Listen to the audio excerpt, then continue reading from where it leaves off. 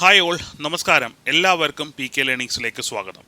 ഇന്നത്തെ ഈ സെഷനിൽ നമ്മൾ നോക്കാൻ പോകുന്നത് NDPS ആക്ട് അല്ലെന്നുണ്ടെങ്കിൽ narcotic drugs and psychotropic substance act ആണ് നമ്മൾ ഇന്നത്തെ ഈ സെഷനിൽ നമ്മൾ നോക്കാനായിട്ട് പോകുന്നത്. നമ്മുടെ CPOയുടെ സിലബസ് നോക്കുകയാണെന്നുണ്ടെങ്കിൽ അതിനകത്ത് കൊടുത്തിരിക്കുന്ന ഒരു 2 മാർക്സ് പോയിന്ററാണ് NDPS ആക്ട് എന്ന് പറയുന്നത്. ഡെഫിനറ്റ്ലി എന്ത് ചെയ്യും, നമ്മുടെ പരീക്ഷയ്ക്ക് ഉറപ്പായിട്ടും 2 ചോദ്യങ്ങൾ NDPS ആക്ടിൽ നിന്ന് വരും.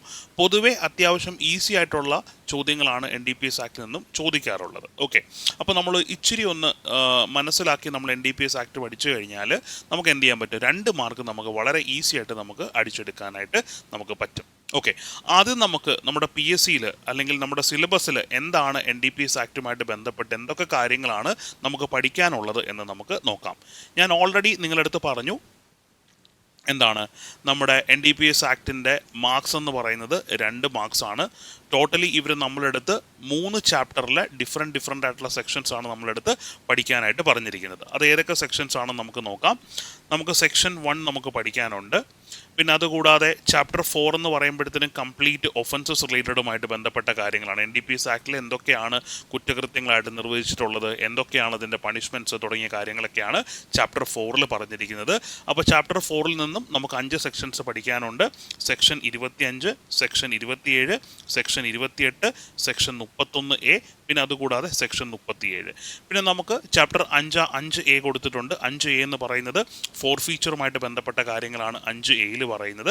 അപ്പോൾ അതിനകത്ത് സെക്ഷൻ 65. അങ്ങനെ ടോട്ടലി നമുക്ക് 7 സെക്ഷൻസ് ആണ് എവിടെ നിന്ന് നമുക്ക് പഠിക്കാനുള്ളത്, NDPS ആക്ടിൽ നിന്ന് നമുക്ക് പഠിക്കാനുള്ളത്.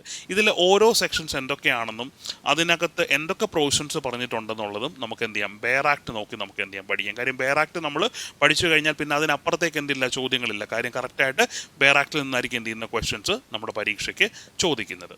ഓക്കെ, അപ്പോൾ ടോട്ടലി 7 സെക്ഷൻസ് ആണ്.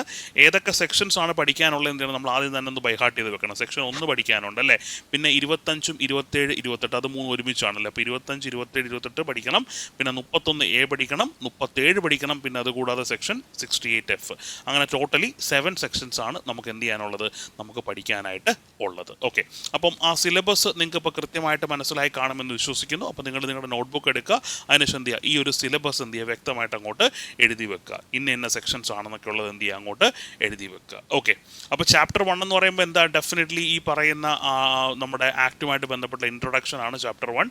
അതിനകത്താണ് എന്ത് ചെയ്യുന്നത്, ഡെഫിനറ്റ് ആയിട്ടും ഈ പറയുന്ന ആക്ടിൻ്റെ പേര്, കമൻസ്മെൻറ്റ്, പിന്നെ അതുകൂടാതെ എത്രത്തോളം അതിൻ്റെ എക്സ്റ്റെൻറ്റ് ഉണ്ട് തുടങ്ങിയ കാര്യങ്ങളൊക്കെ ചാപ്റ്റർ 1 പറയുന്നത് അല്ലേ. ചാപ്റ്റർ 4 എന്ന് പറയുന്ന ഒഫൻസസുമായിട്ട് ബന്ധപ്പെട്ടതാണ്. ചാപ്റ്റർ 5A എന്ന് പറയുന്ന ഫോർ ഫീച്ചറുമായിട്ട് ബന്ധപ്പെട്ട കാര്യങ്ങളാണ്. ഓക്കെ, അപ്പോൾ നമുക്ക് എന്ത് ചെയ്യാം, ആദ്യം നമുക്ക് ഈ പറയുന്ന NDPS ആക്ട് എന്താണെന്ന് നമുക്ക് എന്ത് ചെയ്യാം, ആദ്യം നമുക്കൊന്ന് മനസ്സിലാക്കാം. ചിലപ്പോൾ ഡയറക്റ്റായിട്ട് എന്ത് ചെയ്യാം, നമ്മുടെ അടുത്ത് ക്വസ്റ്റ്യൻ എന്ത് ചെയ്യാം, NDPS ആക്ടിൻ്റെ ബേസിക് ആയിട്ടുള്ള കാര്യങ്ങളുമായിട്ട് ബന്ധപ്പെട്ട് നമ്മുടെ പരീക്ഷയ്ക്ക് ചിലപ്പോൾ നമുക്ക് എന്ത് ചെയ്യാം, ചോദ്യങ്ങൾ വരാം. അപ്പോൾ അതും നമുക്ക് എന്ത് ചെയ്യാൻ പറ്റണം, എഴുതാനായിട്ട് പറ്റണം. ഓക്കെ, അപ്പോൾ എല്ലാവരും ഹെഡിങ് കൊടുക്കുക, NDPS ആക്ട് എന്ന് ഹെഡിങ് കൊടുക്കുക.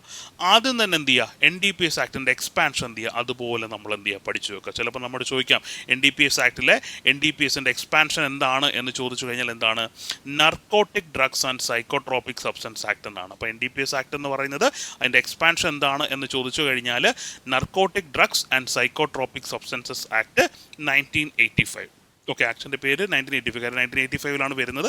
അപ്പോൾ അതുകൊണ്ട് ഈ ആക്ടിൻ്റെ പേര് NDPS ആക്ട് 1985 എന്നാണ്.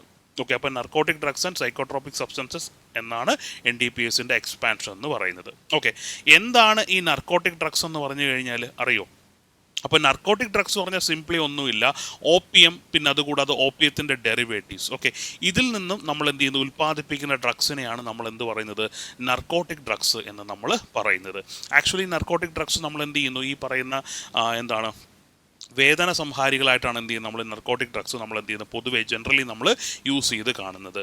ഇനി സൈക്കോട്രോപിക് സബ്സ്റ്റൻസിലേക്ക് വരുവാണെന്നുണ്ടെങ്കിൽ ഇതെന്താവാം, നാച്ചുറലും ആവാം, അതുകൂടാതെ എന്താവാം, ആർട്ടിഫിഷ്യലും ആവാം. ഓക്കെ, ഇതെന്ന് പറയുന്നത് നമ്മുടെ NDPS ആക്ടിൻ്റെ ഷെഡ്യൂളിൽ എന്ത് ചെയ്തിട്ടുണ്ട്, കൃത്യമായിട്ട് ഏതൊക്കെയാണ് സൈക്കോട്രോപിക് സബ്സ്റ്റൻസ് എന്ത് ചെയ്തിട്ടുണ്ട്, വ്യക്തമായിട്ട് ലിസ്റ്റ് ഔട്ട് ചെയ്തിട്ടുണ്ട്. ഓക്കെ, അപ്പോൾ ഇതിനെയാണ് നമ്മൾ സൈക്കോട്രോപിക് സബ്സ്റ്റൻസസ് നമ്മൾ പറയുന്നത്. അത് നാച്ചുറലും ആർട്ടിഫിഷ്യലും ആകാം. ഓക്കെ, പിന്നെ അതുകൂടാതെ ഈ ഒരു സൈക്കോട്രോപിക് സബ്സ്റ്റൻസ് നമ്മൾ ഉപയോഗപ്പെടുത്തുന്നതെന്ന് പറയുന്നത് മെൻ്റൽ ഇൽനെസ് പോലെയുള്ള ഇൽനെസ്സുകൾ ട്രീറ്റ് ചെയ്യാൻ വേണ്ടിയിട്ടാണ് നമ്മൾ എന്ത് ചെയ്യുന്നത്, സൈക്കോട്രോപിക് സബ്സ്റ്റൻസ് ജനറലി ഉപയോഗപ്പെടുത്തുന്നത്. ഓക്കെ, അപ്പോൾ എന്താണ് നർക്കോട്ടിക് ഡ്രഗ്സ് എന്നും എന്താണ് സൈക്കോട്രോപിക് സബ്സ്റ്റൻസസ് നിങ്ങൾക്ക് കൃത്യമായിട്ട് മനസ്സിലായിട്ടുണ്ട് അല്ലേ. അപ്പോൾ ഞാൻ ഈ ഒരു കാര്യം കാര്യം അങ്ങോട്ട് എക്സ്പ്ലെയിൻ ചെയ്തപ്പോൾ നിങ്ങൾ വിചാരിച്ചു കാണും എന്താ ഇതെല്ലാം യൂസ്ഫുൾ ആയിട്ടുള്ള കാര്യമല്ലേ, അപ്പോൾ പിന്നെ എന്തിനാണ് ഇങ്ങനെ ഒരു ആക്ട്? ഓക്കെ, നമുക്ക് ഇങ്ങനെ ഒരു ആക്ട് വേണം. എന്തിനാണ് ഈ പറയുന്ന നർക്കോട്ടിക് ഡ്രഗ്സും സൈക്കോട്രോപിക് സബ്സ്റ്റൻസ് ഒക്കെ എന്ത് ചെയ്യാൻ സാധ്യതയുണ്ട്? ഇല്ലിസിറ്റ് ആയിട്ട് യൂസ് ചെയ്യാനുള്ള സാധ്യതയുണ്ട്. അപ്പോൾ അതൊക്കെ പ്രിവെൻറ്റ് ചെയ്യുന്നതിന് വേണ്ടിയിട്ടാണ് എന്ത് ചെയ്യുന്നത്, നമ്മൾ NDPS ആക്ട് എന്ന് പറഞ്ഞൊരു ആക്ട് നമ്മൾ എന്ത് ചെയ്ത് പ്രാബല്യത്തിൽ കൊണ്ടുവന്നത്. ഓക്കെ, അപ്പോൾ നമുക്ക് എന്ത് ചെയ്യാം, ജസ്റ്റ് നമുക്ക് എന്താണ് NDPS ആക്ട് എന്ന് നമുക്ക് എന്ത് ചെയ്യാം ഒന്ന് മനസ്സിലാക്കാം. അതായത് നമ്മുടെ ഈ പറയുന്ന മയക്കുമരുന്ന് അല്ലെങ്കിൽ നർക്കോട്ടിക് ഡ്രഗ്സ്, ദെൻ അതുകൂടാതെ സൈക്കോട്രോപിക് സബ്സ്റ്റൻസ് അല്ലെങ്കിൽ സൈക്കോട്രോപിക് പദാർത്ഥങ്ങൾ എന്നിവയുമായിട്ട് ബന്ധപ്പെട്ടിട്ടുള്ള പ്രവർത്തനങ്ങളുടെ എന്താണ് നിയന്ത്രണത്തിനും റെഗുലേഷനും വേണ്ടിയിട്ട് കർശനമായിട്ടുള്ള വ്യവസ്ഥകൾ ഏർപ്പെടുന്നതിന് ഇന്ത്യ ഗവൺമെൻറ് കൊണ്ടുവന്ന നിയമമാണ് narcotic drugs and psychotropic substance act അല്ലെങ്കിൽ NDPS ആക്ട് എന്ന് പറയുന്നത്. നമുക്ക് ഈ പറയുന്ന നർക്കോട്ടിക് ഡ്രഗ്സിനെയും സൈക്കോട്രോപിക് സബ്സ്റ്റൻസിനെയൊക്കെ എന്ത് ചെയ്യണം, അതിൻ്റെ യൂസ് എന്ത് ചെയ്യണം, നമുക്ക് കൺട്രോൾ ചെയ്യണം, റെഗുലേറ്റ് ചെയ്യണം. അപ്പോൾ അതിന് നമുക്ക് എന്ത് വേണം, ഒരു കർശനമായിട്ടുള്ള വ്യവസ്ഥകൾ നമുക്ക് ആവശ്യമായിട്ടുണ്ട്. അപ്പോൾ അത്തരത്തിൽ കർശനമായിട്ടുള്ള വ്യവസ്ഥകൾ ഏർപ്പെടുത്തുന്നതിന് വേണ്ടിയിട്ട് ഇന്ത്യ ഗവൺമെൻറ് കൊണ്ടുവന്ന നിയമമാണ് എന്തെന്ന് പറയുന്നത് NDPS ആക്ട് എന്ന് പറയുന്നത്. ഓക്കെ, ഇപ്പോൾ ഇനി നിങ്ങളോട് ആരെങ്കിലും എന്താണ് NDPS ആക്ട് എന്ന് ചോദിച്ചു കഴിഞ്ഞാൽ നിങ്ങൾക്ക് സിമ്പിളായിട്ട് എന്ത് ചെയ്യാൻ പറ്റും, ഡെഫിനിഷൻ നിങ്ങൾക്ക് പറഞ്ഞു കൊടുക്കാനായിട്ട് പറ്റും. ഓക്കെ, ഇനി എന്നാണ് NDPS ആക്ട് നിലവിൽ വന്നത് എന്ന് ചോദിച്ചു കഴിഞ്ഞാൽ 1985 നവംബർ 14 എന്ത് നിലവിൽ വരുന്നത്, NDPS ആക്ട് നിലവിൽ വരുന്നത്. ഓക്കെ, അപ്പോൾ NDPS ആക്ട് എന്നാണ് നിലവിൽ വരുന്നതെന്ന് ചോദിച്ചാൽ നവംബർ 14. നമുക്കറിയാം നവംബർ 14 എന്ന് പറഞ്ഞാൽ എന്താ, ശിശുദിനമാണ് അല്ലേ. നവംബർ 14 1985 NDPS ആക്ട് എന്ത് ചെയ്യുന്നത്, നിലവിൽ വരുന്നത്. ഉറപ്പായിട്ടും നമ്മുടെ അടുത്ത് പരീക്ഷയ്ക്ക് ചോദിക്കാം എന്നാണ് NDPS ആക്ട് നിലവിൽ വന്നത് എന്ന് ചോദിച്ചു കഴിഞ്ഞാൽ 1985 നവംബർ 14 NDPS ആക്ട് നിലവിൽ വരുന്നത്. ഇനി ഈ ആക്ടിലേക്ക് കടന്നു ചെന്ന് കഴിഞ്ഞാൽ ആകെ മൊത്തം 6 ചാപ്റ്റേഴ്സും 83 സെക്ഷൻസും ഒരു ഷെഡ്യൂളുമാണ് എവിടെ ഉള്ളത്, NDPS ആക്ടിലുള്ളത്. ഈ ഷെഡ്യൂളിലാണ് എന്ത് ചെയ്യുന്നത്, ഈ പറയുന്ന സൈക്കോട്രോപിക് സബ്സ്റ്റൻസ് NDPS ആക്ട് പ്രകാരമുള്ള സൈക്കോട്രോപിക് സബ്സ്റ്റൻസ് ഏതൊക്കെയാണെന്ന് ലിസ്റ്റ് ഔട്ട് ചെയ്തിരിക്കുന്നത് ഷെഡ്യൂളിലാണ്. ഓക്കെ, അപ്പോൾ നമുക്ക് ഒരു ഷെഡ്യൂളും 6 ചാപ്റ്ററും 83 സെക്ഷൻസുമാണ് NDPS ആക്ടിലുള്ളത്. അപ്പോൾ വേണമെന്നുണ്ടെങ്കിൽ നമ്മളടുത്ത് പരീക്ഷയ്ക്ക് ചോദിക്കാം NDPS ആക്ടിൽ എത്ര ചാപ്റ്റേഴ്സ് ഉണ്ട് എന്ന് ചോദിച്ചാൽ എത്രയാണ്, 6 ചാപ്റ്റേഴ്സാണ് ഉള്ളത്. എത്ര സെക്ഷൻസ് ഉണ്ട് എന്ന് ചോദിച്ചാൽ എത്രയാണ്, 83 സെക്ഷൻസ് ഉണ്ട്. എത്ര ഷെഡ്യൂൾ ഉണ്ട് എന്ന് ചോദിച്ചാൽ എന്താണ്, ഒരു ഷെഡ്യൂളാണ് ഉള്ളത്. ഈ ഷെഡ്യൂളിലാണ് ഏതൊക്കെയാണ് സൈക്കോട്രോപിക് സബ്സ്റ്റൻസ് എന്നുള്ള കാര്യം ലിസ്റ്റ് ഔട്ട് ചെയ്തിരിക്കുന്നത്. ഓക്കെ, അപ്പോൾ ഞാൻ പറഞ്ഞ കാര്യങ്ങൾ ഇത്രയും നിങ്ങൾക്ക് ക്ലിയർ ആണെന്ന് വിചാരിക്കുന്നു. അപ്പം നമ്മുടെ നോട്ടിൽ ഇത്രയും കാര്യങ്ങളുണ്ട്. NDPSൻ്റെ എക്സ്പാൻഷൻ എന്താണ്, narcotic drugs and psychotropic substance ആണ് അല്ലേ. ദെൻ എന്തിനാണ് ഈ ഒരു പർട്ടിക്കുലർ ആക്ട് എന്ന് ചോദിച്ചു കഴിഞ്ഞാൽ നർക്കോട്ടിക് ഡ്രഗ്സുമായിട്ട് ബന്ധപ്പെട്ടും സൈക്കോട്രോപിക് സബ്സ്റ്റൻസുമായിട്ട് ബന്ധപ്പെട്ടിട്ടും കൺട്രോൾ റെഗുലേഷൻ ഒക്കെ നമുക്ക് ചെയ്യേണ്ടതായിട്ടുണ്ട്. അപ്പോൾ അതിന് കർശനമായിട്ടുള്ള വ്യവസ്ഥകൾ ഏർപ്പെടുത്തുന്ന നിയമമാണ് എന്തെന്ന് പറയുന്നത് NDPS ആക്ട് എന്ന് പറയുന്നത്. പിന്നെ നമ്മൾ പറഞ്ഞു നവംബർ 14 1985 NDPS ആക്ട് നിലവിൽ വരുന്നത് എന്ന് നമ്മൾ പറഞ്ഞു. NDPS ആക്ടിൽ ആകെ മൊത്തം 6 ചാപ്റ്റേഴ്സും 83 സെക്ഷൻസും ഒരു ഷെഡ്യൂളുമാണ് ഉള്ളതെന്നും നമുക്ക് എന്ത് ചെയ്തു, കൃത്യമായിട്ട് നമുക്ക് മനസ്സിലായി. ഓക്കെ അല്ലേ. അപ്പോൾ ഇനി എന്താണ് NDPS ആക്ട് എന്ന് ചോദിച്ചാൽ ആർക്കും യാതൊരു സംശയവുമില്ല. ഇതിൽ നിന്നും എക്സാം പോയിന്റ് ഓഫ് വ്യൂവിൽ ചോദിക്കാൻ സാധ്യതയുള്ള 2 ചോദ്യങ്ങളെ ഉള്ളൂ. ഒന്ന്, NDPSൻ്റെ എക്സ്പാൻഷൻ എന്താണെന്ന് ചോദിക്കാം. 2, എന്നാണ് ഈ പറയുന്ന പർട്ടിക്കുലർ ആക്ട് വന്നത് എന്നുള്ള കാര്യം നമുക്ക് എന്ത് ചെയ്യാം, പരീക്ഷയ്ക്ക് ചോദിക്കാം. ഈ 2 കാര്യങ്ങളാണ് എന്ത് ചെയ്യുന്നത് ഈ ഒരു സ്ലൈഡിൽ നിന്നും നമ്മൾ ഓർത്ത് വെച്ചേക്കേണ്ട കാര്യങ്ങളെന്ന് പറയുന്നത്. ഓക്കെ അല്ലേ. അപ്പോൾ NDPS ആക്ട് നിങ്ങൾക്ക് ക്ലിയർ ആയിട്ട് മനസ്സിലായി. ഇനി നമ്മൾ നോക്കുന്നു എന്താണ് NDPS ആക്ടിൻ്റെ ഒബ്ജക്റ്റീവ്സ്, അല്ലെങ്കിൽ എന്തിനാണ് ഇങ്ങനെ ഒരു ആക്ട് കൊണ്ടുവന്നത്, ഇതിൻ്റെ ലക്ഷ്യങ്ങൾ എന്തൊക്കെയാണ് എന്നുള്ള കാര്യമാണ് നമ്മൾ അടുത്തയായിട്ട് നമ്മൾ നോക്കാനായിട്ട് പോകുന്നത്. ഓക്കെ, ബേസിക്കലി നമുക്കറിയാം, ഒന്നാമത്തെ കാര്യം നമുക്ക് അറിയാവുന്ന സംഗതി തന്നെയാണ്, നമ്മൾ ഓൾറെഡി പറഞ്ഞതാണ്. എന്താണ്, ഇന്ത്യയിൽ മയക്കുമരുന്നുകളുടെ ഉൽപ്പാദനം, ഉപയോഗം, കൈവശം വെക്കൽ, വിൽപ്പന എന്നിവയുടെ നിയന്ത്രണം അല്ലേ. നമുക്ക് ഈ പറയുന്ന നർക്കോട്ടിക് ഡ്രഗ്സ് അല്ലെങ്കിൽ സൈക്കോട്രോപിക് സബ്സ്റ്റൻസ് മെഡിസിനൽ വാല്യൂസ് ഉള്ള കാര്യമാണ് അല്ലേ. അതുകൂടാതെ അതെന്തുണ്ട്, ഇല്ലിസിറ്റായിട്ട് ഉപയോഗപ്പെടുത്തുന്നുണ്ട്. അപ്പോൾ അത്തരത്തിൽ എന്ത് ചെയ്യണം, ഒരു കൺട്രോൾ ഇല്ലെന്നുണ്ടെങ്കിൽ എന്ത് ചെയ്യും, നമുക്ക് എന്തായിരിക്കും, ഗുണത്തെക്കാളുള്ള ദോഷമായിരിക്കും നമുക്ക് ഉണ്ടാവുന്നത്. ഓക്കെ, അപ്പോൾ അതുകൊണ്ട് എന്താണ്, ഈ പറയുന്ന ഡ്രഗ്സുകളുടെ ഉൽപ്പാദനം, പ്രൊഡക്ഷൻ, ദെൻ ഉപയോഗം, കൺസംഷൻ, പിന്നെന്താണ് കൈവശം വെക്കൽ, ദെൻ വിൽപ്പന എന്നിവ എന്ത് ചെയ്യുക, കൺട്രോൾ ചെയ്യുക എന്നുള്ളതാണ് ഒന്നാമത്തെ ലക്ഷ്യം. അതൊരു കോമൺ സെൻസ് വെച്ച് ചിന്തിച്ചാൽ നമുക്ക് കിട്ടാവുന്നതേ ഉള്ളൂ. എന്താണ്, ഈ തരത്തിലുള്ള നർക്കോട്ടിക് ഡ്രഗ്സിൻ്റെയും സൈക്കോട്രോപിക് സബ്സ്റ്റൻസിൻ്റെയും എന്താണ് കംപ്ലീറ്റ് കൺട്രോൾ. ചെയ്യുക എന്നുള്ളതാണ് വൺ ഓഫ് ദ ഒബ്ജക്റ്റീവ് എന്ന് പറയുന്നത്. പിന്നെ രണ്ടാമത്തെ ഒബ്ജക്റ്റീവ് എന്ന് പറയുന്നത് മയക്കുമരുന്നുമായി സംബന്ധിക്കുന്ന നിയമങ്ങൾ എന്ത് ചെയ്യുക, ഏകീകരിക്കുക. നമുക്കറിയാം ഇന്ത്യയിൽ എന്തുണ്ട്, ഡിഫറെൻറ്റ് ആക്ട് ഉണ്ട്. നമുക്ക് OPM ആക്ട് ഉണ്ട്, പിന്നെ ഡേഞ്ചറസ് ഡ്രഗ്സ് ആക്ട് തുടങ്ങിയ ആക്ടുകളൊക്കെ എന്തുണ്ട് 1985 മുമ്പ് നമുക്കുണ്ട്. അപ്പോൾ ഇത്തരത്തിലുള്ള നിയമങ്ങളെ എല്ലാം കൂടെ ഏകീകരിച്ച് എന്ത് ചെയ്യുക, ഒരു സിംഗിൾ നിയമം കൊണ്ടുവരിക എന്നുള്ളതും എന്താണ് NDPS ആക്ടിൻ്റെ ലക്ഷ്യമാണ്.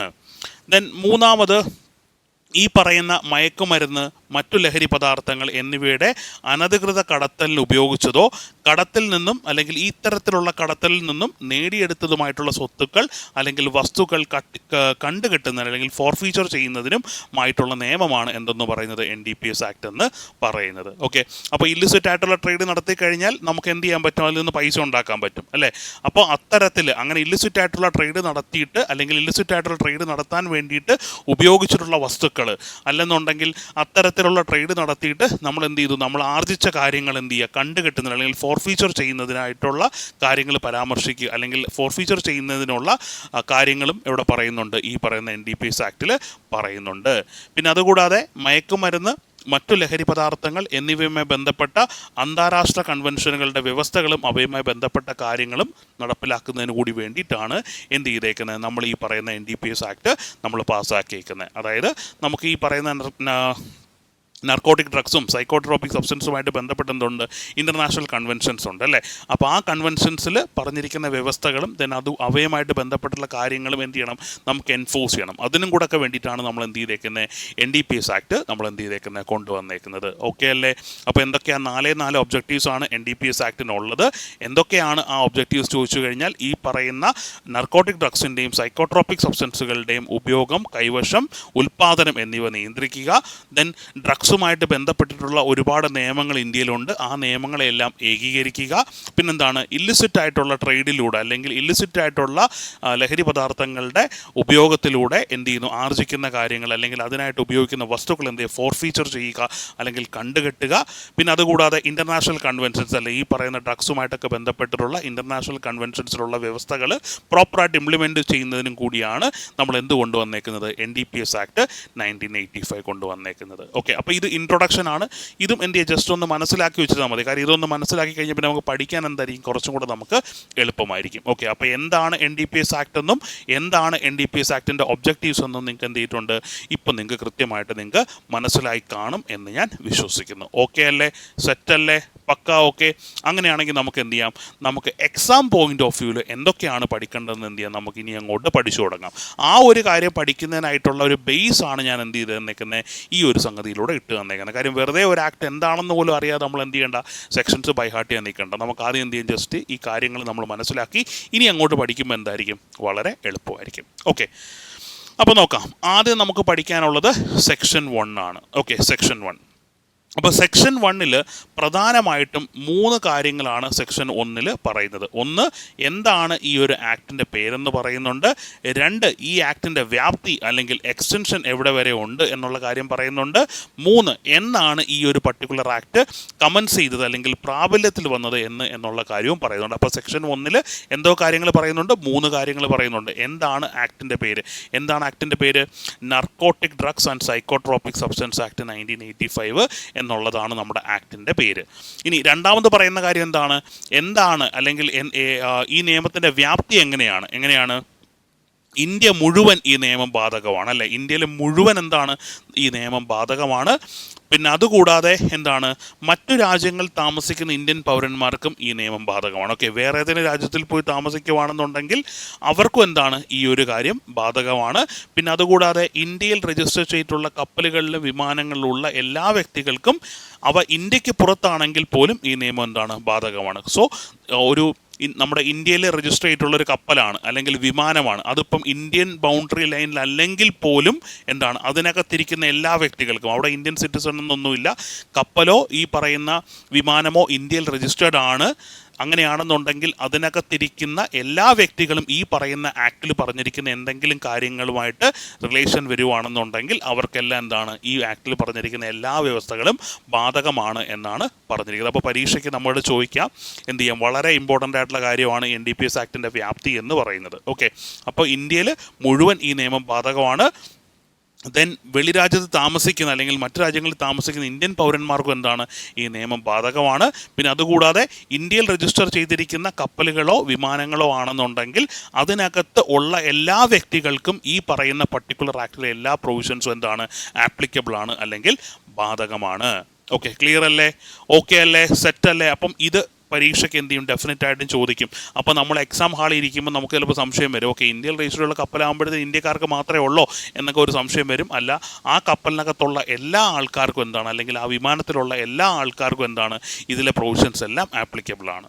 ഓക്കെ അല്ലേ? അപ്പോൾ ഇന്ത്യയിൽ രജിസ്റ്റർ ചെയ്തിട്ടുള്ള ഒരു കപ്പൽ ഇൻ്റർനാഷണൽ വാട്ടേഴ്സ് വെച്ച് എന്ത് ചെയ്യുന്നു, ഒരു ഡ്രഗ് പാർട്ടി നടത്തുവാണ്. അപ്പോൾ അതിനകത്ത് എന്തുണ്ട്, ഇന്ത്യക്കാരും ഉണ്ട്, വിദേശികളായിട്ട് ആൾക്കാരും ഉണ്ട് അല്ലേ? അപ്പോൾ ആ ഇന്ത്യക്കാരെയും അതുകൂടാതെ എന്താണ് ആ വിദേശികളെയും എന്ത് ചെയ്യാനുണ്ട്, പ്രോസിക്യൂഷൻ ചെയ്യാൻ, അല്ലെങ്കിൽ അവർക്കെല്ലാം എന്താണ് ഈ പറയുന്ന NDPSൻ്റെ എന്താണ് പ്രൊവിഷൻസ് ആപ്ലിക്കബിൾ ആണ് എന്നുള്ള കാര്യം ഓർത്ത് വെച്ചേക്കുക. ഇനി മൂന്നാമത് പറയുന്ന കാര്യം എന്താണ്, എന്നാണ് ഈ ഒരു പർട്ടിക്കുലർ ആക്ട് കമൻസ് ചെയ്തതെന്നുള്ള കാര്യം പറയുന്നുണ്ട്. എന്നാണ് 14 നവംബർ 1985 ഈ ഒരു പർട്ടിക്കുലർ ആക്ട് കമൻസ് ചെയ്യുന്നത്. ഓക്കെ അല്ലേ? അപ്പോൾ ഇത്രയും കാര്യങ്ങളാണ് സെക്ഷൻ 1 പറയുന്നത്. അപ്പോൾ ഓർത്ത് വെച്ചേക്കുക, സെക്ഷൻ 1 3 കാര്യങ്ങളാണ് പറയുന്നത്. ഒന്ന്, എന്താണ് ആക്ടിൻ്റെ പേരെന്ന് പറയുന്നു. ആക്ടിൻ്റെ പേരെന്താണ്, NDPS ആക്ട് 1985 അല്ലെങ്കിൽ narcotic drugs and psychotropic substance act 1985 എന്നുള്ളതാണ് ഈ ആക്ടിൻ്റെ പേര്. ദെൻ രണ്ടാമത് പറയുന്ന കാര്യം, ഈ ഒരു ആക്ടിൻ്റെ വ്യാപ്തി അല്ലെങ്കിൽ എക്സ്റ്റൻഷൻ എവിടെ വരെയാണ് എന്നുള്ള കാര്യം പറയുന്നുണ്ട്. എവിടെയാണ്, ഇന്ത്യയിൽ എല്ലായിടത്തും ആപ്ലിക്കബിൾ ആണ്. അതുകൂടാതെ എന്താണ്, ഇന്ത്യക്ക് വെളിയിൽ താമസിക്കുന്ന എന്താണ് ഇന്ത്യൻ പൗരന്മാർക്കും ഈ നിയമത്തിലെ വ്യവസ്ഥകൾ ബാധകമാണ്. പിന്നെ അതുകൂടാതെ ഇന്ത്യയിൽ രജിസ്റ്റർ ചെയ്ത ഒരു കപ്പലോ അല്ലെന്നുണ്ടെങ്കിൽ വിമാനത്തിലോ ഉള്ള എല്ലാ വ്യക്തികൾക്കും എന്താണ് ഈ നിയമത്തിൻ്റെ എല്ലാ പ്രൊവിഷൻസും ആപ്ലിക്കബിൾ ആണ്.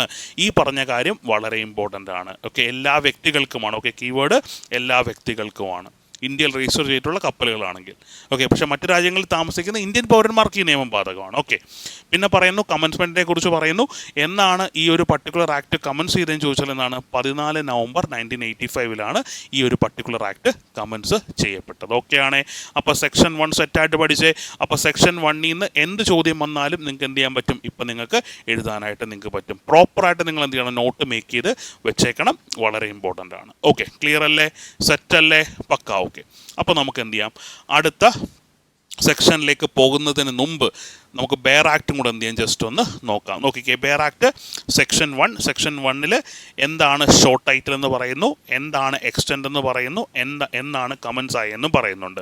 This act may be called narcotic drugs and psychotropic substance act 1985. ഈ ആക്ടിൻ്റെ പേര് narcotic drugs and psychotropic substance act എന്നാണ്. Okay, then it extends to whole of India and it applies to, അല്ലേ, ഇതെന്താണ് ഇന്ത്യയിൽ എല്ലായിടത്തും ആപ്ലിക്കബിൾ ആണ്. അതുകൂടാതെ അപ്ലൈ ചെയ്യപ്പെടുന്ന ആർക്കൊക്കെ, to all citizens of India outside India. Okay, ഇന്ത്യക്ക് അകത്തുള്ളതോ ഇന്ത്യക്ക് വെളിയിലുള്ളതോ ആയിട്ടുള്ള എല്ലാ ഇന്ത്യൻ പൗരന്മാർക്കും ഈ പറയുന്ന നിയമത്തിലെ വ്യവസ്ഥകൾ ആപ്ലിക്കബിൾ ആണ് എന്നുള്ള കാര്യം കൃത്യമായിട്ടും സെക്ഷൻ 1 പറയുന്നുണ്ട്. പിന്നെന്താണ്, to all persons on ships and aircraft registered in India wherever they may be, അല്ലേ. അപ്പോൾ ഇന്ത്യയിൽ രജിസ്റ്റർ ചെയ്യപ്പെട്ടിട്ടുള്ള ഷിപ്സിലും എയർക്രാഫ്റ്റിലും ഉള്ള എല്ലാ ആൾക്കാർക്കും ഇത് ബാധകമാണ്. ഇനി ആ ഷിപ്പ് എവിടെയാണ് അല്ലെങ്കിൽ ആ ഒരു എയർക്രാഫ്റ്റ് എവിടെയാണെന്ന് പറഞ്ഞാലും ഈ പറയുന്ന NDPS ആക്ടിലെ പ്രൊവിഷൻസ് അവർക്ക് എന്താണ് ആപ്ലിക്കബിൾ ആണ്. പിന്നെ എന്ത് പറയുന്നു, പിന്നെ മൂന്നാമത് പറയുന്ന കാര്യം, എന്നാണ് എൻഫോഴ്സ്ഡ് ആയത് എന്നുള്ള കാര്യം പറയുന്നത്. സെൻട്രൽ ഗവൺമെൻറ് തീരുമാനിക്കുന്നതനുസരിച്ച്, അല്ലേ. അപ്പോൾ നമുക്കറിയാം സെൻട്രൽ ഗവൺമെൻറ് തീരുമാനിച്ചെന്നാണ് നവംബർ 14, 1985 എന്ത് ചെയ്യുന്നത്, NDPS ആക്ട് പ്രാബല്യത്തിൽ വരുന്നത്. ഓക്കെ, അപ്പോൾ സെക്ഷൻ 1 നമ്മൾ ബെയർ ആക്ട് വെച്ച് പഠിച്ചു. ഓൾറെഡി ഞാൻ സെക്ഷൻ 1 എന്താണെന്ന് നിങ്ങൾക്ക് സിമ്പിളായിട്ട് എക്സ്പ്ലെയിൻ ചെയ്തു. ഇപ്പം നിങ്ങൾക്ക് ബെയർ ആക്ട് കൊണ്ട് വായിച്ചപ്പോൾ എന്ത് ചെയ്തു, കൃത്യമായിട്ടുള്ള കാര്യങ്ങൾ പിടികിട്ടി കാണും. ഇനി എന്ത് ചോദ്യം വന്നാലും നിങ്ങൾക്ക് എന്ത് ചെയ്യാൻ പറ്റും, സെക്ഷൻ 1 ബന്ധപ്പെട്ടുള്ള പ്രൊവിഷൻസ് സുഖമായിട്ട് നിങ്ങൾക്ക് എന്ത് ചെയ്യാൻ പറ്റും, ആൻസർ ചെയ്യാനായിട്ട് പറ്റും.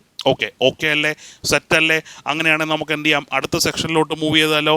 നെക്സ്റ്റ് സെക്ഷൻ, അടുത്ത സെക്ഷൻ നമുക്ക് പഠിക്കാനുള്ളത് സെക്ഷൻ 25. ഓക്കെ, അപ്പോൾ 1 കഴിഞ്ഞാൽ ഏതാണ്, സെക്ഷൻ 25. ആ സെക്ഷൻസ് എല്ലാം ഒന്ന് എന്ത് ചെയ്യണം, ജസ്റ്റ് നിങ്ങളൊന്ന് ഓർത്ത് വെച്ചേക്കണം. ഓക്കെ, അപ്പോൾ എന്താണ് സെക്ഷൻ 25 എന്ന് ചോദിച്ചു കഴിഞ്ഞാൽ, സെക്ഷൻ 25 കൃത്യമായിട്ട് പറയുന്നുണ്ട് എന്താണ്, NDPS നിയമപ്രകാരം ഒരു കുറ്റകൃത്യം ചെയ്യുന്നതിനായി പരിസരം മറ്റൊരു വ്യക്തിക്ക് ഉണ്ടാക്കി കൊടുത്താലുള്ള ശിക്ഷയെ പറ്റി പ്രതിപാദിക്കുന്ന വകുപ്പാണ് ഏതെന്ന് പറയുന്നത് സെക്ഷൻ 25 എന്ന് പറയുന്നത്. ഓക്കെ, അപ്പോൾ എന്താ പറഞ്ഞേക്കുന്നത്? സെക്ഷൻ 25 എന്താ പറയുന്നത്? NDPS നിയമപ്രകാരം എന്ത് ചെയ്യുന്നു, പറഞ്ഞിട്ടുള്ള കുറ്റകൃത്യങ്ങൾ ചെയ്യാനായിട്ട് നമ്മൾ എന്ത് ചെയ്യുന്നു, ആർക്കെങ്കിലും എന്ത് ചെയ്യുന്നു, അറിഞ്ഞുകൊണ്ട് ഒരു പ്രിമൈസ് ഒരുക്കുന്നു, അല്ലെന്നുണ്ടെങ്കിൽ എന്ത് ചെയ്യുന്നു, ഒരു പരിസരം ഒരുക്കി കൊടുക്കുന്നു, അല്ലെങ്കിൽ അതിനുള്ളൊരു സാഹചര്യം നമ്മൾ എന്ത് ചെയ്യാണ്, ഒരുക്കി കൊടുക്കുവാണ്. അങ്ങനെ ഒരുക്കുന്നവർക്കുള്ള ശിക്ഷയെ പറ്റി പ്രതിപാദിക്കുന്ന വകുപ്പാണ് ഏതെന്ന് പറയുന്നത് സെക്ഷൻ 25. അപ്പോൾ ഡയറക്റ്റായിട്ട് നമ്മുടെ അടുത്ത് ചോദിക്കാം, ഒരു കുറ്റകൃത്യം ചെയ്യുന്നതിനായിട്ടുള്ള അല്ലെങ്കിൽ NDPS ആക്ടിൽ പരാമർശിച്ചിട്ടുള്ള കുറ്റകൃത്യങ്ങൾ ചെയ്യാനായിട്ട് ഏതെങ്കിലും വ്യക്തി അറിഞ്ഞുകൊണ്ട് മറ്റേതെങ്കിലും ഒരാൾക്ക് എന്ത് ചെയ്യുന്നു, പ്രിമൈസ് അല്ലെന്നുണ്ടെങ്കിൽ പരിസരം ഒരുക്കുവാണെന്നുണ്ടെങ്കിൽ അതിനെപ്പറ്റി പ്രതിപാദിക്കുന്ന വകുപ്പ് അല്ലെന്നുണ്ടെങ്കിൽ സെക്ഷൻ ഏതാണ് എന്ന് ചോദിച്ചാൽ നോ ഡൗട്ട് ഏതാണ്, സെക്ഷൻ 25 ആണ്. അപ്പോൾ ഓർത്ത് വെച്ചേക്കുക, സെക്ഷൻ 25 പരിസരം ഒരുക്കി കൊടുക്കുന്നതിനുള്ള പണിഷ്മെൻ്റ് ആണ്. ഓക്കെ, ഇനി കുറച്ചുകൂടെ ഡീറ്റെയിൽ ആയിട്ട് നമ്മൾ നോക്കുകയാണെന്നുണ്ടെങ്കിൽ ഇത്രയേ ഉള്ളൂ. എന്താണ്, നമ്മൾ എന്ത് ചെയ്യുന്നു, അറിഞ്ഞുകൊണ്ട് ആർക്കെങ്കിലും ഒരു വീടോ മുറിയോ അല്ലെങ്കിൽ പരിസരമോ അല്ലെങ്കിൽ മറ്റേതെങ്കിലും സ്ഥലമോ അല്ലെന്നുണ്ടെങ്കിൽ മൃഗമോ അല്ലെങ്കിൽ വാഹനമോ ഒക്കെ നമ്മൾ എന്ത് ചെയ്യുന്നു, അവർക്ക് ഈ പറയുന്ന സൈക്കോട്രോപിക് സബ്സ്റ്റൻസ് ആക്ടിൽ അല്ലെങ്കിൽ NDPS ആക്ടിൽ പറഞ്ഞിരിക്കുന്ന എന്തെങ്കിലും പ്രവർത്തനങ്ങളിൽ ഏർപ്പെടാനായിട്ട് നമ്മൾ എന്ത് ചെയ്യുന്നു, അവർക്ക് വീട് അല്ലെന്നുണ്ടെങ്കിൽ റൂം അല്ലെന്നുണ്ടെങ്കിൽ പ്രിമൈസ് അല്ലെന്നുണ്ടെങ്കിൽ പ്ലേസ് അല്ലെന്നുണ്ടെങ്കിൽ ആനിമൽ അല്ലെന്നുണ്ടെങ്കിൽ വെഹിക്കിൾ തുടങ്ങിയ കാര്യങ്ങൾ എന്ത് ചെയ്യുന്നു, നമ്മൾ നൽകുവാണെന്നുണ്ടെങ്കിൽ അവരെന്ത് കുറ്റകൃത്യമാണോ അവിടെ ഇരുന്ന് ചെയ്യുന്നത് ആ കുറ്റകൃത്യത്തിനുള്ള സെയിം പണിഷ്മെൻറ്റിന് ആ പറയുന്ന അല്ലെങ്കിൽ ഈ പറയുന്ന വസ്തുക്കളുടെ ഉടമസ്ഥനോ അല്ലെന്നുണ്ടെങ്കിൽ അത് ഉടമസ്ഥനല്ല, അവിടെ എന്താണ് നമ്മൾ എന്ത് ചെയ്യുന്നു, റെൻ്റ് ഔട്ട് ചെയ്തിരിക്കുന്ന സ്ഥലമാണ്. അപ്പോൾ റെൻ്റ് ഔട്ട് ചെയ്തിരിക്കുമ്പോൾ ആ റെൻ്റ് ആർക്കാണ് കൊടുത്തിരിക്കുന്നത്, ആ എഗ്രിമെൻറ്റിൽ ആരുടെ പേരാണോ പറഞ്ഞിരിക്കുന്നത് അവർക്ക് എന്ത് കിട്ടും, അവിടെ എന്ത് ആക്ടിവിറ്റി അല്ലെങ്കിൽ എന്ത് പ്രവർത്തനത്തിലാണോ അവർ ഏർപ്പെട്ടത് അത് കുറ്റകൃത്യമാണെങ്കിൽ അതിനെന്ത് പണിഷ്മെൻ്റ് ആണോ ഉള്ളത് അതേ ശിക്ഷ തന്നെ ആർക്ക് കിട്ടും, അതിൻ്റെ ഓണർക്കോ അല്ലെന്നുണ്ടെങ്കിൽ അതിൻ്റെ വാടകക്കാരനോ ലഭിക്കും എന്നുള്ള കാര്യമാണ് സെക്ഷൻ 25 പറയുന്നത്. ഓക്കെ അല്ലേ? അപ്പോൾ എന്ത് കുറ്റകൃത്യം ചെയ്യാനാണോ നമ്മൾ എന്ത് ചെയ്യുന്നത്, പ്രിമൈസ് ഒരുക്കുന്നത്, ആ കുറ്റകൃത്യത്തിനുള്ള പണിഷ്മെൻ്റ് എന്താണോ അതേ പണിഷ്മെൻ്റ് തന്നെ ആ ഒരു പ്രിമൈസ് ഒരുക്കി കൊടുത്ത അല്ലെങ്കിൽ ആ പ്രിമൈസിൻ്റെ ഓണർക്കോ അല്ലെന്നുണ്ടെങ്കിൽ ആ പ്രിമൈസ് റെൻ്റ് ഔട്ട് ചെയ്തിട്ടുണ്ടെങ്കിൽ എന്താണ്, ആ റെൻ്റ് ഔട്ട് ചെയ്തപ്പോൾ ഒരു എഗ്രിമെൻ്റ് എഴുതി കാണുമല്ലോ, ആ എഗ്രിമെൻറ്റിലുള്ള ആൾക്കോ കിട്ടും എന്നുള്ളതാണ് എവിടെ പറയുന്നത്, സെക്ഷൻ 25 പ്രകാരം പറയുന്നത്. അപ്പോൾ അവിടെ ചോദ്യം വരാൻ പോകുന്നത് എങ്ങനെയാണ്, എന്ത് ചെയ്യുന്നു, NDPS ആക്ട് പ്രകാരമുള്ള കുറ്റകൃത്യങ്ങൾ ചെയ്യുന്നതിനായിട്ട് പരിസരം ഒരുക്കുന്ന ആൾക്ക് എന്ത് ശിക്ഷയാണ് കിട്ടുന്നത്, എന്താണ്, കുറ്റകൃത്യത്തിനുള്ള അതേ ശിക്ഷ തന്നെയാണ് കിട്ടുന്നത്. ആർക്കാണ് ശിക്ഷ കിട്ടുന്നത്, ഒന്നുകിൽ ആ പ്രിമൈസിൻ്റെ ഓണർക്ക്. ഇനി അത് റെൻ്റ് ഔട്ട് ചെയ്തേക്കുന്ന പ്രിമൈസാണ് അല്ലെങ്കിൽ റെൻ്റ് ഔട്ട് ചെയ്തേക്കുന്ന പരിസരമാണ് അല്ലെങ്കിൽ റെൻ്റ് ഔട്ട് ചെയ്തേക്കുന്ന കാര്യമാണെന്നുണ്ടെങ്കിൽ ആരുടെ പേരിലാണോ റെൻ്റ് ഔട്ട് ചെയ്തിരിക്കുന്നത് അവർക്ക് എന്ത് കിട്ടും, പണിഷ്മെൻറ്റ് കിട്ടും. ഇത്രയും കാര്യങ്ങളാണ് സെക്ഷൻ 25 പറഞ്ഞിരിക്കുന്നത്. ഓക്കെ അല്ലേ? അപ്പോൾ സെക്ഷൻ 25 നമുക്കൊന്ന് കൺസോൾട്ടേറ്റ് ചെയ്താലോ. അപ്പോൾ സെക്ഷൻ 25 പറയുന്നത് പണിഷ്മെൻറ്റിനെ കുറിച്ചാണ് പറയുന്നത്. എന്തിനുള്ള പണിഷ്മെൻറ്റിനെ കുറിച്ചാണ് പറയുന്നത്, ഏതെങ്കിലും വ്യക്തിക്ക് നമ്മൾ എന്ത് ചെയ്യുന്നു, അറിഞ്ഞുകൊണ്ട് ഒരു കുറ്റകൃത്യം ചെയ്യാനുള്ള പരിസരം ഒരുക്കി കൊടുത്തു കഴിഞ്ഞാൽ അതിനുള്ള ശിക്ഷയെ പറ്റിയാണ് പ്രതിപാദിക്കുന്നത്. എന്താണ് ശിക്ഷ? NDPS ആക്ടിൽ ആ ഒരു പർട്ടിക്കുലർ കുറ്റകൃത്യത്തിന് എന്ത് ശിക്ഷയാണോ പറഞ്ഞിരിക്കുന്നത് അതേ ശിക്ഷ തന്നെയാണ് ആർക്ക് കിട്ടുന്നത്, ഈ പറയുന്ന പരിസരം ഒരുക്കി കൊടുത്ത ആൾക്ക് കിട്ടുന്നത്. ഓക്കെ, ഈ പരിസരം ഒരുക്കി കൊടുത്ത ആളെന്ന് പറയുമ്പോൾ എന്താണ്, ഒന്നുകിൽ ഓണർ ആയിരിക്കാം, ആ പ്രിമൈസിൻ്റെ ഓണർ ആയിരിക്കാം, അല്ലെന്നുണ്ടെങ്കിൽ എന്താണ്, ഇത് റെൻ്റ് ഔട്ട് ചെയ്തിട്ടുള്ളതാണെങ്കിൽ എന്താണ്, ആരുടെ പേരിലാണോ റെൻ്റൽ എഗ്രിമെൻ്റ് ഉള്ളത് അവർക്ക് എന്ത് ചെയ്യാൻ കൊടുക്കാം. ഫോർ എക്സാമ്പിൾ, നിങ്ങൾ എന്ത് ചെയ്യാണ്, നിങ്ങൾ നിങ്ങളുടെ വീട്ടിൽ നിന്ന് മാറി ഒരു ദൂര സ്ഥലത്ത് നിങ്ങൾ താമസിക്കുവാണ്. അപ്പോൾ നിങ്ങളുടെ പേരിലാണ് എന്ത് ചെയ്യുന്നത്, ഒരു വീട് റെൻ്റ് എടുക്കുന്നത്. അപ്പോൾ എന്ത് ചെയ്യുന്നു, നിങ്ങളുടെ വീട്ടിൽ നിങ്ങളുടെ കൂട്ടുകാർ വരുന്നു, എന്നിട്ട് എന്ത് ചെയ്യുന്നു, അവിടെ ഡ്രഗ് പാർട്ടി ഓർഗനൈസ് ചെയ്യുവാണ്. ഓക്കെ, അപ്പോൾ എന്ത് സംഭവിച്ചു, എക്സൈസുകാർ അല്ലെങ്കിൽ പോലീസുകാർ വന്നു, അവരെന്ത് ചെയ്തു, ഈ പറയുന്ന ഒരു പാർട്ടി എന്ത് ചെയ്തു, അവർ പിടിച്ചു. അപ്പോൾ എന്ത് ചെയ്യും, ഞാനൊന്നും ചെയ്തിട്ടില്ല, എൻ്റെ കൂട്ടുകാരാണ് ചെയ്തതെന്ന് നമുക്ക് എന്ത് ചെയ്യാൻ പറ്റത്തില്ല, ഒഴിഞ്ഞു മാറാൻ പറ്റത്തില്ല. കാര്യം എൻ്റെ പേരിലാണ് എന്തുള്ളത്, ആ വീടുള്ളത് അല്ലേ. സോ ഡെഫിനറ്റ്ലി എന്തായിരിക്കും, ഞാനും അവർ ചെയ്ത അതേ കുറ്റത്തിന് എന്തായിരിക്കും, ലയബിൾ ആയിരിക്കും. അതാണ് സിംപ്ലി എന്ത് പറയുന്നത്, സെക്ഷൻ 25 പറയുന്നത്. ഓക്കെ അല്ലേ? അപ്പോൾ സെക്ഷൻ 1 നമ്മൾ അടിപൊളിയായിട്ട് നമ്മൾ പഠിച്ചു. സെക്ഷൻ 25 നിങ്ങൾക്ക് എന്ത് ചെയ്തിട്ടുണ്ട്, ക്ലിയർ ആയിട്ട് മനസ്സിലായി കാണും എന്ന് ഞാൻ വിശ്വസിക്കുന്നു. വിശ്വസിക്കുന്നു. ഓക്കെ ആണോ? സെറ്റാണോ? പറഞ്ഞാട്ടെ. പക്ക ഓക്കെ. എന്തെങ്കിലും ഡൗട്ട്സ് ഉണ്ടെങ്കിൽ എന്ത് ചെയ്യുക, താഴെ കമൻറ്റ് ഇടുക. അപ്പോൾ 2 സെക്ഷൻ പഠിച്ചേ. സെക്ഷൻ 1 ആക്ടിൻ്റെ പേര് പറയുന്നു, ആക്ടിൻ്റെ എക്സ്റ്റെൻറ്റിനെ കുറിച്ച് പറയുന്നു, പിന്നെ അതുകൂടെ എന്തിനെ കുറിച്ച് പറയുന്നു, എന്നാണ് കമൻസ് ആയെന്ന് പറയുന്നത്. അതിനകത്ത് ഏറ്റവും ഇമ്പോർട്ടൻ്റ് ആണ് ആ എക്സ്റ്റെൻറ്റ് എന്ത് ചെയ്യണം, കൃത്യമായിട്ട് നിങ്ങൾ ഓർത്ത് വെച്ചേക്കണം. രണ്ടാമത് നമ്മൾ പറഞ്ഞ സെക്ഷൻ 25 25 എന്ത് ചെയ്യുക, പരിസരം എന്ന് ഓർത്തിരിക്കും. 25 സെൻറ്റ് സ്ഥലം എന്ന് നമ്മൾ എന്ത് ചുമ്മാ ഒന്ന് ഓർത്തിരുന്നാൽ നമുക്ക് എന്ത് കിട്ടും, 25 സെക്ഷൻ 25 പറയുന്നത് പരിസരം ഒരുക്കി കൊടുത്താലുള്ള പണിഷ്മെൻറ്റിനെ കുറിച്ച് പറയുന്നു. കുറ്റകൃത്യത്തിനുള്ള അതേ പണിഷ്മെൻറ്റ് തന്നെയാണ് എന്ത് കിട്ടുന്നത്, പരിസരം ഒരുക്കി കൊടുക്കുന്ന വ്യക്തിക്ക് കിട്ടുന്നത്. Okay, clear. അപ്പോൾ സെക്ഷൻ 25 ക്ലിയർ ആയിട്ട് മനസ്സിലായി കാണും എന്ന് വിശ്വസിക്കുന്നു. അങ്ങനെയാണെങ്കിൽ നമുക്ക് എന്ത് ചെയ്യാം, സെക്ഷൻ 25 ബെയർ ആക്റ്റും കൂടെ നമുക്ക് എന്ത് ജസ്റ്റ് ഒന്ന് നോക്കാം. ബെയർ ആക്ടോടെ പഠിച്ചാൽ പിന്നെ എന്താണ്, ഇതിന് പുറത്തേക്ക് വേറൊരു ചോദ്യങ്ങളും വരത്തില്ല. ഓക്കെ, അപ്പോൾ നോക്കാം. സെക്ഷൻ 25 എന്താ പറയുന്നത്, punishment for allowing premises etcetera to be used for commission of an offence. Okay, അപ്പോൾ ഒരു ഒഫൻസ് കമ്മീഷൻ ചെയ്യാൻ വേണ്ടിയിട്ട് എന്ത് ചെയ്യുന്നു, നമ്മൾ പ്രിമൈസ് ഒരുക്കി കൊടുത്താൽ ഉള്ള ശിക്ഷയെ പറ്റി പ്രതിപാദിക്കുന്ന വകുപ്പാണ് സെക്ഷൻ 25 എന്ന് പറയുന്നത്. ഇനി എന്താണ് ബെയർ ആക്ട് പറയുന്നതെന്ന് കൂടെ നമുക്ക് നോക്കാം. നോക്കിക്കേ. Whoever being the owner or occupier or having control or use of any house, room, enclosure, space, place, animal or conveyance knowingly permits is to be used for commission by any other person of an offence punishable under any provision of this act shall be punishable with punishment provided for that offence. Okay, എന്താ പറയുന്നത്, ഓണറോ അല്ലെങ്കിൽ അവിടെ താമസിക്കുന്ന ആളോ അല്ലെങ്കിൽ ആ ഒരു വീടിൻ്റെയോ റൂമിൻ്റെയോ എൻക്ലോഷറിൻ്റെയോ സ്പേസിൻ്റെയോ പ്ലേസിൻ്റെയോ ആനിമലിൻ്റെയോ കൺവെയൻസിൻ്റെയോ ഒക്കെ കൺട്രോൾ ഉള്ള ഒരാൾ നോയിങ്ലി അല്ലെ മനഃപൂർവ്വം എന്ത് ചെയ്യുന്നു, മറ്റൊരാൾക്ക് എന്ത് കൊടുക്കുന്നു, ഈ പറയുന്ന ആക്ടിൽ പറഞ്ഞിരിക്കുന്ന അല്ലെങ്കിൽ പണിഷബിളായിട്ട് പറഞ്ഞിരിക്കുന്ന എന്തെങ്കിലും പ്രവർത്തനങ്ങളിൽ ഏർപ്പെടാനുള്ള ഒരു അനുമതി കൊടുക്കുവാണെന്നുണ്ടെങ്കിൽ, അറിഞ്ഞുകൊണ്ട് കൊടുക്കുവാണെന്നുണ്ടെങ്കിൽ ഡെഫിനറ്റ്ലി എന്തായിരിക്കും, ഈ ഓണർ അല്ലെങ്കിൽ ഈ ഒക്കുപ്പയർ അല്ലെങ്കിൽ ഇതാരാണോ കൺട്രോൾ ചെയ്യുന്നത് അവർക്ക് പണിഷ്മെൻ്റ് ഉണ്ട്. പണിഷ്മെൻ്റ് എന്താണെന്ന് ചോദിച്ചാൽ അവിടെ ചെയ്യപ്പെട്ട ഒഫൻസ് എന്താണോ ആ ഒഫൻസിന് എന്ത് പണിഷ്മെൻ്റ് ആണോ നമ്മുടെ ആക്ടിൽ പറഞ്ഞിരിക്കുന്നത് അതേ പണിഷ്മെൻ്റ് തന്നെ ആർക്ക് കിട്ടും, ഈ പറയുന്ന വ്യക്തിക്ക് കിട്ടും. ഇതാണ് എവിടെ പറയുന്നത്, സെക്ഷൻ 25 പറയുന്നത്. ഓക്കെ, അപ്പോൾ നമ്മൾ എന്തൊക്കെ പഠിച്ചു, സെക്ഷൻ 1 പഠിച്ചു, സെക്ഷൻ 25 പഠിച്ചു, ദെൻ NDPS ആക്ടിൻ്റെ ബേസിക് ആയിട്ടുള്ള കാര്യങ്ങളും നമ്മൾ പഠിച്ചു. ഓക്കെ അല്ലേ? ഇത്രയും കാര്യങ്ങൾ സെറ്റ് അല്ലേ? പക്ക ഓക്കെ അല്ലേ? എന്തെങ്കിലും ഡൗട്ട്സ് ഉണ്ടെങ്കിൽ എന്ത് ചെയ്യുക, നിങ്ങൾ വീഡിയോയുടെ താഴെ എന്ത് ചെയ്യുക, കമൻറ്റ് ഇടുക. ഓക്കെ, നമുക്കിനി അടുത്ത ലെക്ചറിൽ നമുക്ക് എന്ത് ചെയ്യാം, ബാക്കിയുള്ള സെക്ഷൻസ് നമുക്ക് ഡിസ്കസ് ചെയ്യാം. ഓക്കെ, അപ്പോൾ ക്ലാസ്സിൻ്റെ കാര്യങ്ങളൊക്കെ എന്ത് ചെയ്യുക, നിങ്ങൾ ക്ലാസ് കാണുന്നത് വെറുതെ കാണല്ലേ, പ്രോപ്പറായിട്ട് എന്ത് ചെയ്യുക, നോട്ടും കാര്യങ്ങളും മേക്ക് ചെയ്യുക. കാര്യം കംപ്ലീറ്റ് കാര്യങ്ങൾ നമ്മൾ ഈച്ച് ആൻഡ് എവറി കാര്യങ്ങൾ നമുക്ക് എക്സാമിന് ആവശ്യമുള്ള നമ്മൾ എന്ത് ചെയ്യും, ഇവിടെ ഡിസ്കസ് ചെയ്യും. അപ്പോൾ പ്രോപ്പറായിട്ടൊരു നോട്ട് മെയിൻറ്റെയിൻ ചെയ്യാനോട് നോക്കുക. അപ്പോൾ നമുക്ക് എന്ത് ചെയ്യാം, അടുത്ത ക്ലാസ്സിൽ നമുക്ക് കാണാം. അപ്പോൾ എല്ലാവർക്കും താങ്ക് യു.